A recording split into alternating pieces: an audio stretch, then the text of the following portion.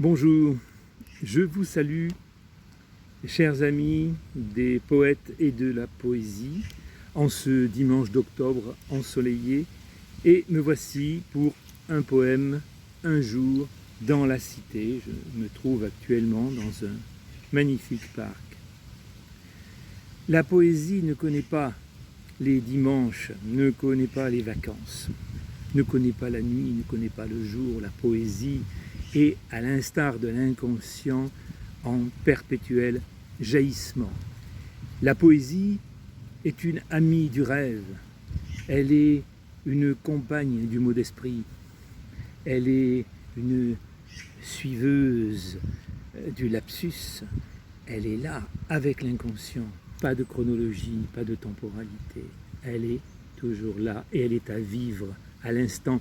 Je dirais, pour reprendre un mot de mon ami Daniel Mesguich, la poésie, c'est du présent continuel. Aujourd'hui, pour un poème un jour, je vais vous lire un texte de Muriel Compère de Marcy. Muriel Compère de Marcy est une amie poète avec laquelle je viens de publier un livre qui s'appelle La deuxième bouche, publié aux éditions Sinope dans la collection des rimes et des mots. C'est rare que je fasse de la publicité pour des livres me concernant, mais là, il faut le dire, c'est un magnifique bouquin.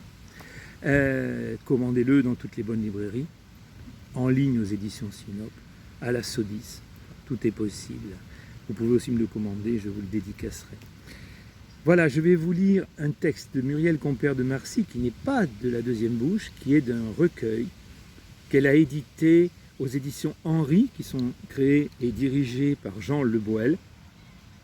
Son titre est « L'oiseau invisible du temps », dans la collection La main au poète.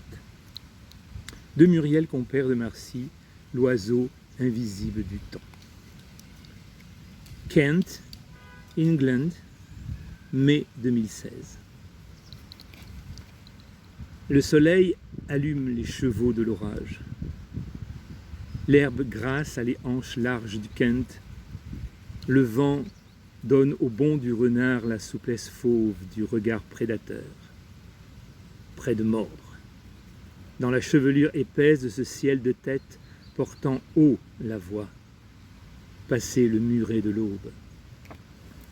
L'espoir du petit jour mulotte, corps ramassé au bord de la tente. Des chiens viennent manger dans la paume du premier soleil et ne mendient plus la peine domptée sur la pente de paroles à libérer, plus humaines. L'oracle déverse, retenue, silencieuse sur la plaine giboyeuse. Les messages de l'averse se détournent, les yeux des bêtes renversés par l'homme, rattrapés par le galop de l'instinct où la bêtise s'ignore. Chaque saison qui vient s'en retourne à son cycle de roue, carnassière. Dans les mâchoires de l'ombre, frémit le rêve d'un ailleurs, où l'éclaircie revient et darde dans le cœur des crinières sauvages. Personne ne la comprenait, mais personne n'avait cherché à la comprendre. Sa présence traversait les paysages de transparence et des isolements comme des zones de nuages passent, sans qu'on s'en soucie vraiment. Forme d'un jour, d'un corps, des blocs indivisibles de glace sans que l'on sache comment. Le peigne des peupliers balançait dans les cheveux du vent. Les libellules moissonnaient la chevelure d'encre. Elle marchait dans le roncier des solitudes comme on marche mal protégé sur des chardons ardents. Son cœur auprès de l'églantier s'enfonçait chaque jour sous les buissons de sa mémoire, des rêves de roses sauvages fichés d'épines noires. La nudité d'être dans le dénuement de soi, dans le cœur fou et le corps condensé, ravagé du poème, lui fit un jour le signe du vrai visage. de sa lumière, d'une lumière astre du langage. Voilà, je vous invite à lire ce magnifique petit recueil, L'oiseau invisible du temps, aux éditions Henry, de Muriel Compère de Marcy.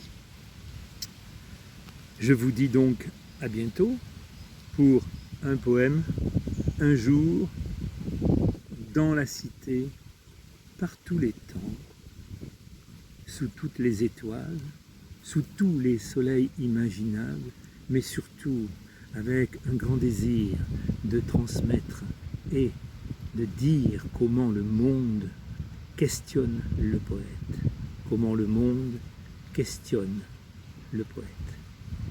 Je vous dis à bientôt, je vous attends.